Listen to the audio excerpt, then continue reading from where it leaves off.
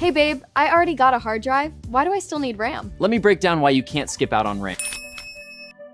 This is a memory stick. Can store 16 gigabytes of data. Of course, only when it is powered on. Once the power is off, all the data stored in it will be gone.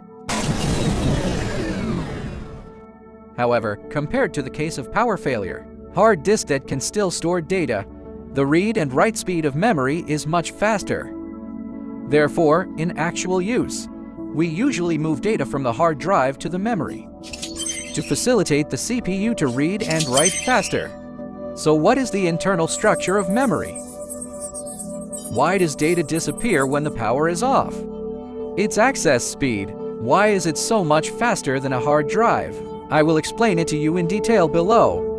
Take two metal plates and place them opposite each other and an insulating material in the middle. We connect the two metal plates, are connected to the positive and negative poles of the power supply. The two metal plates will accumulate charges. Even if we turn off the power supply, the accumulated charges will not dissipate. This structure is a capacitor. A capacitor is a storage device. You can think of it as a battery and use its energy storage property. We can also use it to store information. When it's discharged, it represents 0 and 1 when fully charged. Combining capacitors like this, we can store some data. This is the most fundamental principle of RAM storing data. In the actual production process of memory, we don't make memory like this. We will make one electrode into a cylinder, and the other electrode is made into a cylinder. Then we nest them together.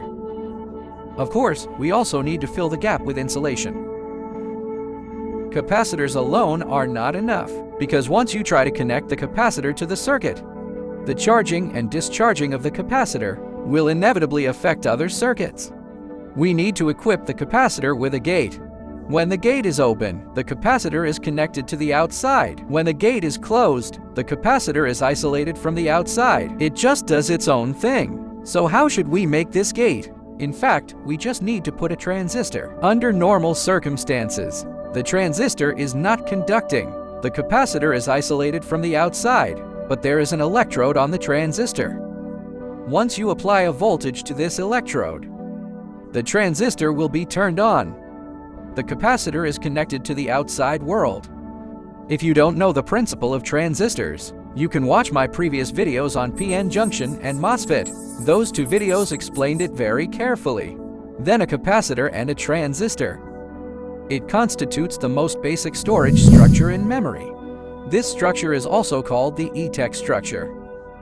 T stands for transistor, and C represents capacitor.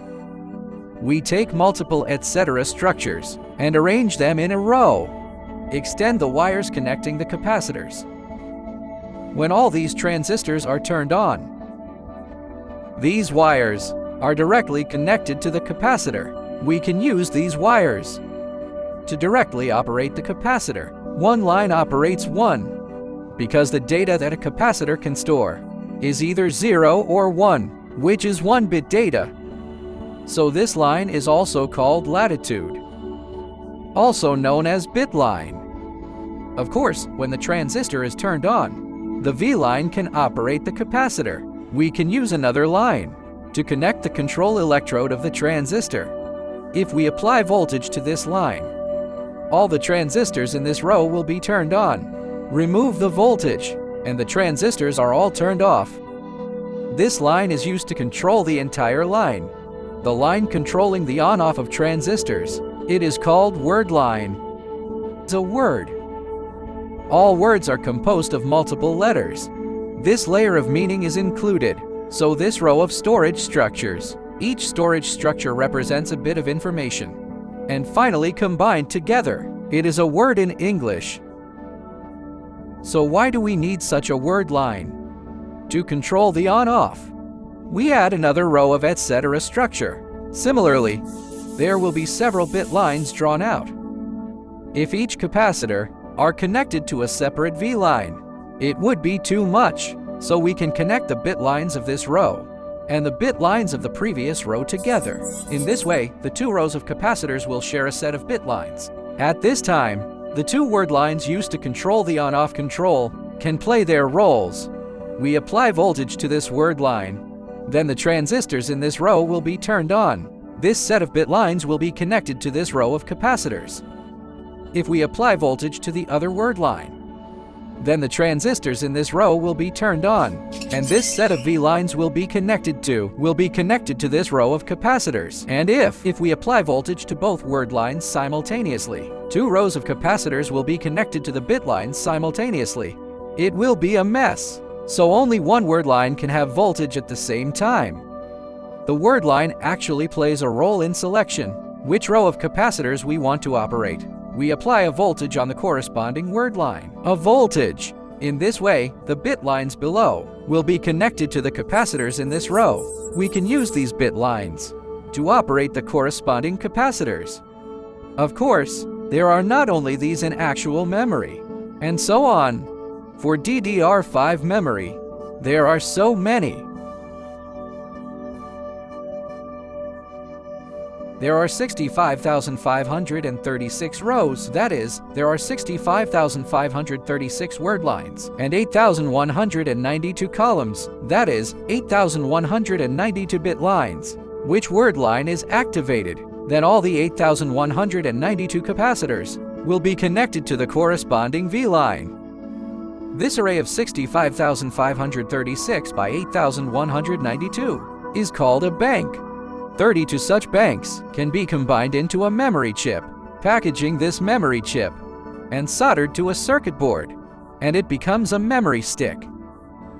Of course, different memory particles have different structures inside. I asked the Bilibili user Wanchuden to open some memory chips for me. You can compare it with the knowledge in this video to verify. This is the basic structure of memory. However, when this structure is actually working, what does it look like? For a storage device, there are only two operations, reading and writing. But for memory, there is actually a third operation. Let's take a look at the ETC structure. There is a transistor. With the advancement of technology and manufacturing, the size of this transistor is getting smaller and smaller. The smaller size brings a problem. That is, the transistor, even when it is turned off, will slowly leak. The leakage problem of transistors is the biggest problem hindering the development of semiconductors, such as the FinFET process and the GAA process, are all to solve the leakage problem. If transistors leak slowly in memory, it will cause the capacitor to accumulate charge. Is slowly leaked out, the voltage on the capacitor will become smaller and smaller, and gradually become zero. So in order to maintain the capacitor's state, besides reading and writing, we also need to perform an operation. We need to perform a refresh operation. For DDR5 memory, when a capacitor is fully charged, the voltage on the capacitor is 1.1 volts, which represents 1. When it's discharged, it's 0 volts, which represents 0. So how should we perform the refresh operation? Suppose we want to refresh this row. We first need to pre-charge all the bit lines. To pre-charge, pull the voltage of these bit lines to 0.55 volts, which is half of the maximum voltage. Then we activate this word line and turn on the transistor on this line. Notice what happens at this time. If the capacitor is fully charged, that is, the voltage on it is 1.1 volts. The voltage on the V line connected to it to 0.55 volts. The voltage on the capacitor is high, and the voltage on the bit line is low. Then, the charge on the capacitor will flow to the V line. That is to say, the voltage on the capacitor will decrease, and the voltage on the V line will increase. There is a magical circuit at the end of the V line, known as sense amplifier. What is the use of this circuit? Firstly, this circuit can sense the voltage on the V line. Small voltage changes on the V line. And after sensing the change, the circuit will amplify the change. For example, the voltage on this V line, because a fully charged capacitor is connected, so the voltage rises a little bit, and the sensing and amplifying circuit will amplify the voltage increase to it, amplify, and directly raise the voltage of the V-line to 1.1 volts. At this time, the V-line will charge the capacitor and charge the capacitor's voltage to 1.1 volts. Now let's look at another capacitor. This capacitor is different from the previous one. This capacitor is empty, and the voltage on it is 0 volts, while the voltage on the V-line connected to it is 0.55 volts. And then, the charge on the V-line will flow to the capacitor. That is to say, the voltage on the capacitor will rise a little, and the voltage on the V-line will decrease slightly.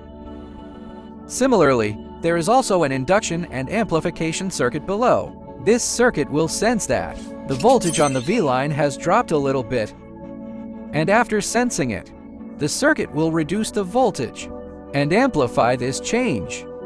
It will directly pull the voltage on the V-line to 0 volts. The charge on the capacitor will also flow away. Finally, the voltage on the capacitor is 0 volts. The remaining capacitors are the same. After this operation, the voltage on the capacitor is recharged to 1.1 volts or discharged to 0 volts. We have completed the entire row refreshing operation. And have you noticed that the voltage on the V-line is consistent with the voltage on the capacitor? That's right, you can directly use the voltage on the V-line to read the memory. If you want to read the data in these 8 capacitors, you can directly read the data on these 8-bit lines and send it to the CPU. This is the refresh operation in memory. And read operations. We have introduced 2 operations at once. After introducing the refresh operation and read operation, next, let's talk about the write operation, which is the same as before. Before the write operation starts, we also need to refresh the target row. First, pull the V-line voltage to 0.55 volts. Then activate the word line, connecting the capacitor to the bit line. At this time, the capacitor voltage will disturb the bit line, and the sensing amplifier circuit at the bottom of the bit line will amplify the disturbance, raise the voltage of the bit line to 1.1 volts, or lower it to 0 volts. Is a refresh operation, which is exactly the same as before. After the refresh operation is completed, we can write data into it. For example, we want to write data into these 8 capacitors. Then I will use an additional circuit of the sensing amplifier circuit to forcibly modify the state of the sensing amplifier circuit to modify it according to my wishes. A new voltage signal continuously added to the V-line. At this time, the V-line will reverse, charge or discharge the capacitors to achieve the writing of new data. Some students may ask, in this write operation, directly forcibly change the voltage of the bit line. Can't we just rewrite it? Why before rewriting? We still need to perform a refresh operation. Refresh the original data? Just look at the 8 capacitors we want to write data. Then refreshing them is indeed redundant. But we need to know that the word line controls an entire row. That is to say, when this word line is turned on, not only these 8 capacitors are connected to the V-line, but also the other capacitors are also connected to the V-line. These 8 capacitors, we will refresh them with a new voltage. The charges on the other capacitors will follow, will be drained to the bit line. So we need to do a refresh operation in advance to keep the voltage on the bit line consistent with this row. When we write to these 8 capacitors, the data of other capacitors can be preserved. Through this video, you can actually see that the reading and writing operations of memory are quite cumbersome. And capacitors can also leak. We also need to refresh capacitors regularly. These problems, which leads to the relatively slow speed of memory, is relatively slow. So, are there any faster storage devices? I believe you must have heard of. Inside the CPU, there is something called a register and a cache. Their storage capacity is limited, but have amazing speed. AMD's 9800X3D CPU is because it has 96 megabytes of L3 cache, which has achieved amazing gaming performance. So, why do registers and caches have such high read and write speeds? Their structure. What's the difference with the memory we introduced today? Follow me and we'll continue next time.